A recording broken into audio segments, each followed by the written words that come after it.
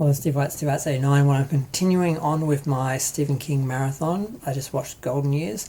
Now, Golden Years I watched on video back in the day, and then I didn't remember it. And I bought it on DVD because I'm like, that was that Stephen King miniseries movie thing. It was really long, that's all I remembered. I bought it, watched it, forgot it again.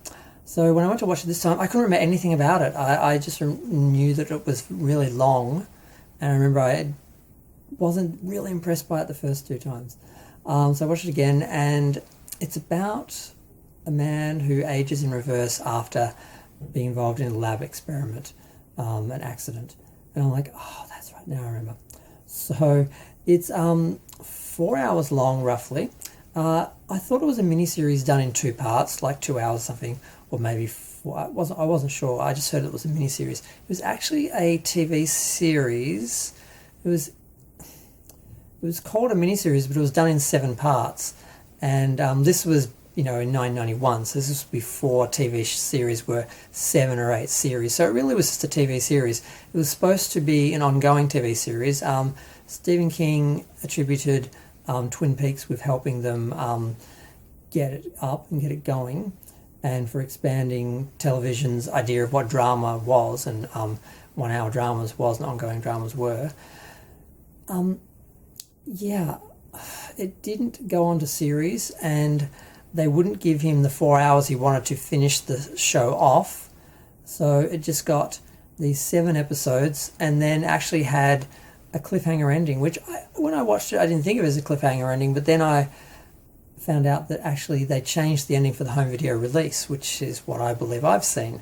So I don't know what the original ending for the series was. I tried to find it, I couldn't find it. But basically, there's an old guy, he's 71, they're trying to retire him. He works as a cleaner at a lab, and there is an accident. There is a mad scientist, literally a mad scientist who's obsessed with his work, who's trying to reverse aging as some sort of time travel. But he also seems to be trying to experiment with time travel as well. At some point, he actually makes a clock disappear. The science is a bit confusing, and it's 1990s future science fiction science, so, it's interesting. So there's this big accident, this big explosion. This guy gets irradiated with green radiation, and his eyes glow for a while. His wife notices when his eyes are closed. They don't notice right away what's happening. He just has small signs, like starts to get brown hair growing in his hair again. The actor playing the main role, he's obviously a younger actor playing an older actor. He's got a lot of makeup on, but his wife is the appropriate age. What was her name? Frances Sternhagen. She's been in a lot of things. She was Cliff's mother in Cheers. She was in The Mist. She's been in a lot of things. She's really great, and she plays her part really well. The main character, who's called Harlan, now I can't pronounce his real name, the actor's name, Keith Sazabajaka. I've never heard of him before. He's never really convincing as a 70-year-old, but fortunately, I don't think he's that young. So he actually, he's still kind of convincing with Gina, which is his wife's name. They still seem like a couple. He doesn't age. He doesn't like Benjamin Button, where he doesn't like go really, really, really young. He only probably goes back like 20 years from like 70 to 50. So I think the actor was probably 40 or 50. So it's not that bad. Now, of course, they realise this is a huge technological feat. So of course, they want him. The security guards, the lab, the government, everyone's after him. They actually get help from a woman who is involved in the lab. Who is actually played by Felicity Huffman. It took me about an hour to realise it was her, because she's so young, her face is so full and round, and she looks so different. And it was just the voice. I'm like, I know that voice. And I realised, oh my God, it's Felicity Huffman. Of course, it was 1991. It was like, I don't know, I can't remember what year Desperate Housewives was. I think it was like 2000. So it was like a decade before that, so she was younger. She's kind of good in it. She helps them. They end up escaping first they steal a hearse, then they split up and the ladies go on a bus, the man hitchhikes.